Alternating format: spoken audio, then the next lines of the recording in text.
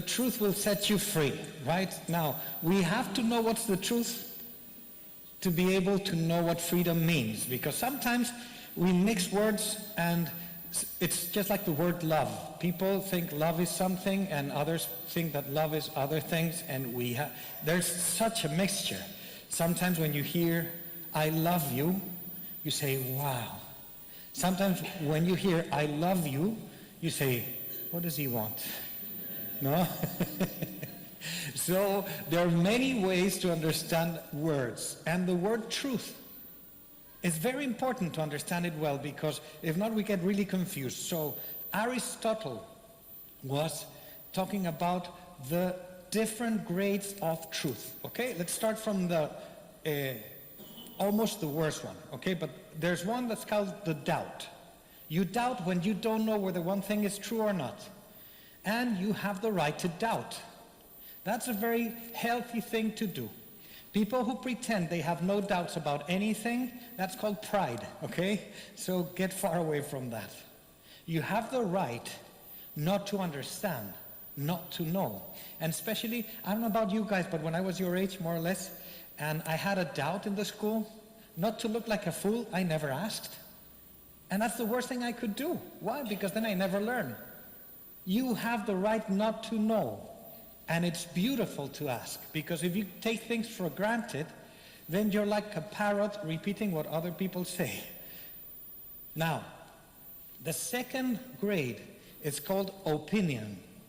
Opinion is when you have informed yourself about many things. You've heard here and there, and you have your opinion. Well, I think things are like this, okay? That's your opinion.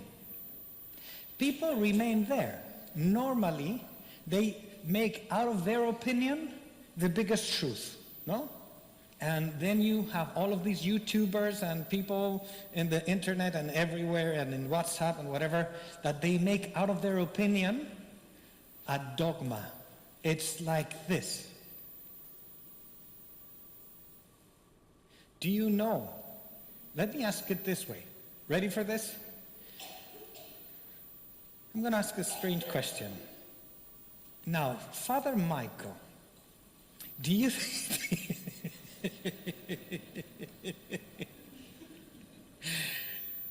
is every opinion of Father Michael true? Yes or no? Huh?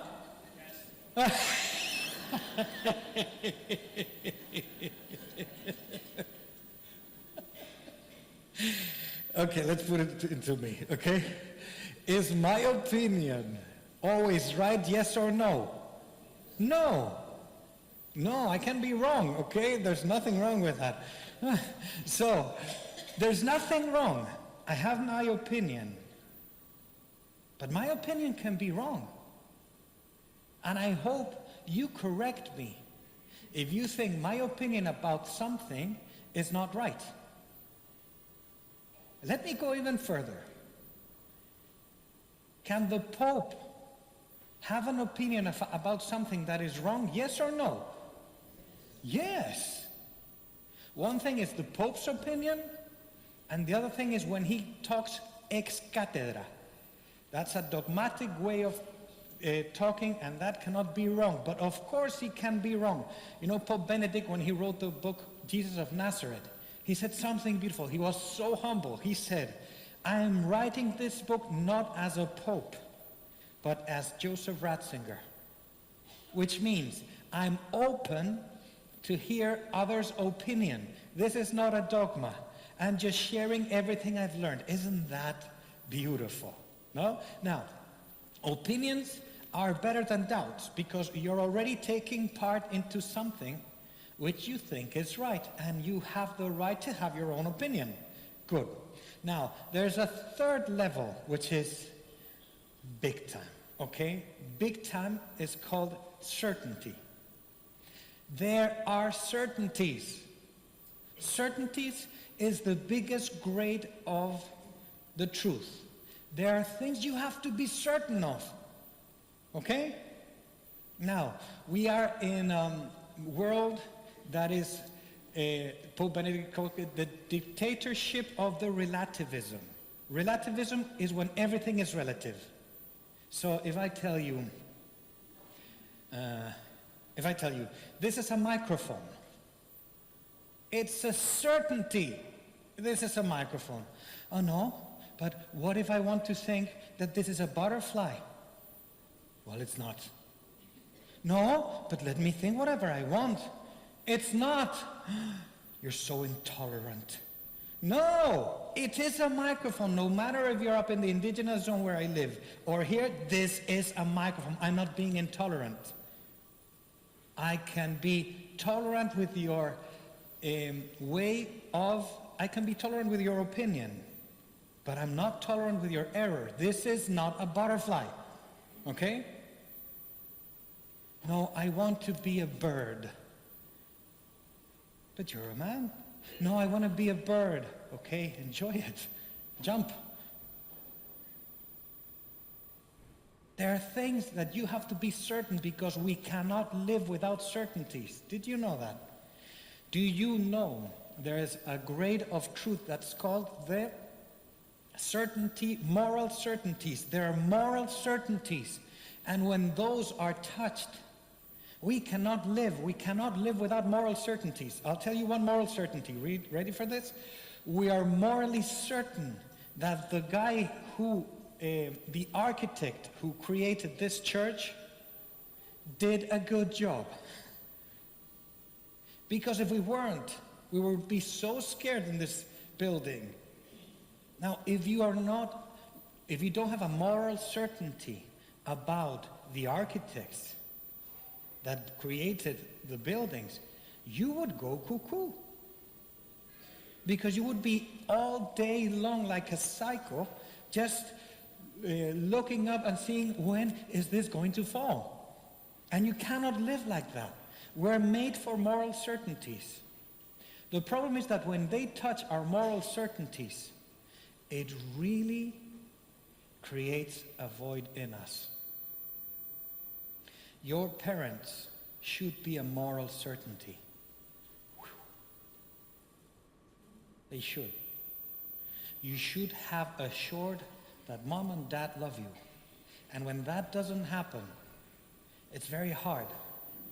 And you have to go through forgiveness to the truth to understand that that wasn't right if they didn't love you. With God, you have a moral certainty. If not, how are you going to live? Now, the worst thing that can happen is what we call the error. The error is when you're certain about something that's wrong. Okay? I'll tell you an error. Ready for this? I am the best priest in the world. I'm convinced. No? Now that's an error. Why? Because then I see these two priests and I think I'm wrong. No? Not that they're the best in the world, but you understand me, no? The thing is, when you want to find the truth, you have to be humble. Humbleness is to embrace truth. And truth, some people get it wrong here, okay? So you cannot identify truth with your feelings, okay? Some people identify truth with feelings. It's what I feel. Well, let me tell you, feelings are good, but they need a wheel. And the wheel is common sense, okay? Because every morning when I wake up, I feel like getting the alarm clock and smashing it to the wall. That's what I feel. Is that feeling true? No. It's just that I have a hard time waking up. And if I don't have a common sense, I will smash it every day because it's the truth of what I feel. Huh? Sometimes I don't feel like going to school. Yes, Mom, yes. Did you hear that from the priest? No. So, sometimes I don't feel God. Did you know I don't feel God? Do you know me, Father Pablo, after So many years. Do you know, sometimes I come here, I look at the tabernacle and I go, huh? Huh? And I don't feel a thing. Now I'm going to ask you, ready for this? Who is a mom in this room? Okay, let me ask you one thing, okay? Don't mind? Do you love your kids? Okay. Do you feel really good when you saw is it a boy or a girl? Okay, let me put the example of a little girl, okay? When you have your baby girl and it smells like cooked bread and it's so beautiful to see, and you're like this with your beautiful marshmallow and it's like, do you feel good? Is that love? Yes. No? You love her. Do you love her? Do you feel good when you see her like that? Yes, right? Do you love her? Yes. Okay. Now let me ask you this. That little marshmallow wakes up for the 5th time at night. And she just won't be quiet. Do you have good feelings? No. Is that love? Yes, and one of the purest. Because there where you don't feel, you keep loving. Isn't that truth? You are capable of holding the truth of a moral certainty even if you don't feel it. Isn't that beautiful? Do you feel God night and day? I don't think so. Let me doubt it. Does that make this something false? Let me tell you, it's not a doubt. It's a certainty you're wrong. Because we need these certainties. And the truth sets us free. Now, why am I telling you all of these things? Because other people think the truth is what the opinion of everyone. So, Cristiano Ronaldo eats cornflakes. So they have to be good because he's very fit. No? If I buy if I drink Gatorade, which I see Nadal, do you know Nadal, the tennis player? Nadal drinks Gatorade. So if I drink Gatorade, I'm going to play tennis very well. Or this is something that I did when I was your age also. But Mom, everyone does this. Why can't I do it? And then your mom would say, and if everyone jumped through a cliff, will you jump through a cliff? No, that's the mom's answer. Well, not what everyone does is good or it's true. And we really have to be careful with that. Now, the third thing I would tell you is the truth will set you free. And are you really free? Because your freedom, says Jesus today, is knowing your Father. If you would only know your Father, you would be truly free. Because you cannot love what you don't know. Okay? Now, let me ask a very strange question. Who's married here and wants to answer? Who's married here and wants to answer? Okay. Who would answer me? Have mercy on me. Someone. Someone here would answer? Okay. There you go. What's your name? Oliver. Okay. How many years ago did you know your wife? 39 years. Okay, I'm going to ask you a very strange question. 45 years ago, did you love your wife, yes or no? No? Yes. Why didn't you love her? Because you didn't know her. Exactly, that's the exact point. You cannot love what you don't know. It's impossible. It's impossible. What Jesus is telling us today is, I came for you to hear my words. I came here for you to know me. Because if you know me, if you know the truth, what I'm going to tell you is going to be mind-blowing. It would be impossible for you not to love. And then he says, you are a slave when you sin. You sin because you don't know. St. Irenaeus of Lyon says something beautiful. He says, it's not that you have to make a Lent proposal of not to sin. It's that when you start knowing him, you forget about sinning. What does that mean? I'll put you an example. Okay, can I ask you guys here?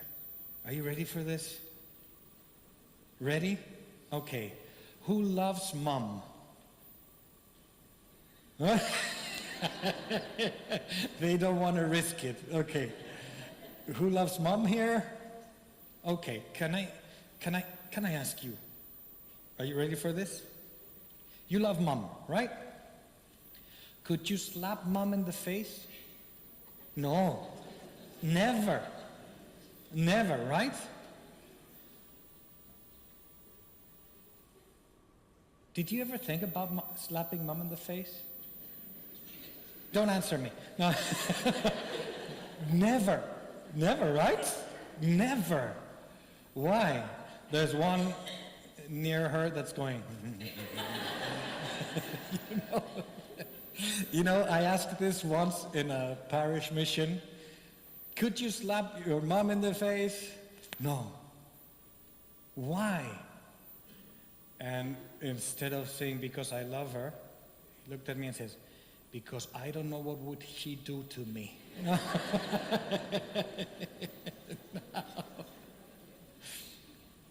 Why cannot you slap your mom in the face? At least I can't. Because I know her. And she has been proving me for 47 years an unconditional love. Unconditional love. Not only I cannot slap her, I cannot even think about that. I totally forgot about sinning against my mom. Why? Because it's been so much love over me that I don't even think about sinning against her. I can commit errors, I can be wrong, I can be weak in a moment and say, Mom! But do I mean it? Not at all. I cannot. Why? Because I know that love so well that I forgot about sinning. Does that make sense? Okay.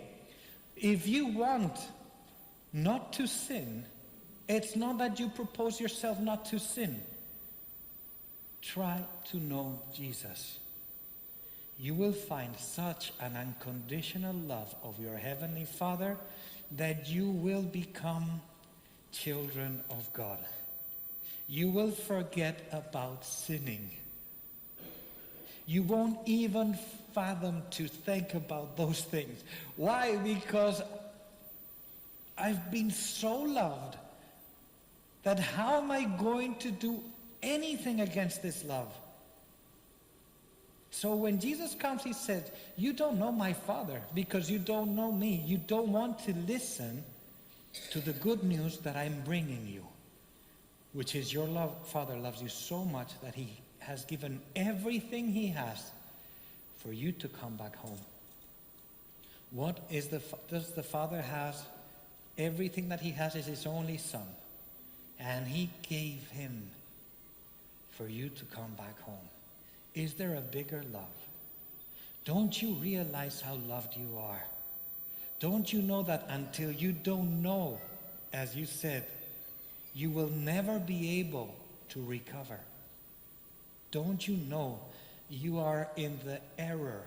You think you're certain that you can do it well, but the only way to live is being loved. Don't you know this is not about your will trying to do things well and what a boring Christianity is that? That's more an ego trip than anything else. Don't you realize you're here because you're loved? And if you don't know it, why don't you ask Jesus, why aren't we listening to him in a different way? do we realize the amount of things he has to tell us? And finally, I will tell you, the last thing Jesus says today is, I have come from him, and, what is this, sorry? If God were your father, you would love me. It's impossible not to love me if you know me, okay? Since I have come here from God. Now, what is he saying since I came here? First of all, St. Augustine says, it is impossible to know you and not to love you. And it's impossible to love you and not to follow you. So, if you're here and you feel, I mean, I don't know about you, when I was your age, I was so bored at Mass. Yes, right? It's the same girl that said she would lap her mom. Okay, good to know. So don't you want to slap the priest? No, just. So sometimes when I was your age, the best Mass was the shorter one. Isn't that right? At least there's one sincere here. Okay, you're in error. No, no. But the thing is, I had no idea what this meant. And I was so bored because nobody was telling me. You know where I started to discover Jesus, truly? When I went to Dominican Republic and I saw people with nothing. Do you know where I started to know Jesus? When I met a handicapped in Lourdes, and she was in a wheelchair, and I took her to see Our Lady in the grotto. I was perfect. I had hair. Everything was amazing. No backache. I didn't have this. I wasn't pregnant. So everything was perfect then, but I didn't know how to live. And then I saw this lady talking to Our Lady, and she was praying for everyone in her family, thanking the Lord for everything. And I'm like, what? Then I had to look at Our Lady and said, Mom, who of the two is handicapped? Who of the two doesn't know how to walk? Because I think I'm missing something. Every time I work in the jungle in Costa Rica, every time I go there, I'm telling you, the happiness I'm seeing up there, in the way they believe in God, tells me we're missing something in Europe. Tells me we're missing a joy, and I don't know why. Maybe we're too focused in an error, in an opinion, in something that is making us be enslaved to other people's opinions, to the woke, to the Netflix, or to, am I saying that they're not good movies? Yes, they are. But you have to have a critical brain. God gave you this coconut over here for you to think, for you to have a critical discernment. It's not the same to judge as to discern. You have to know what things are giving you life and what things are enslaving you.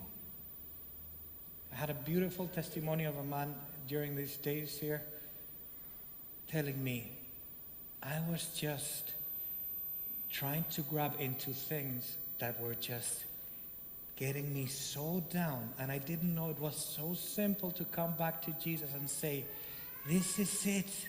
This is what I was trying to look for so many years.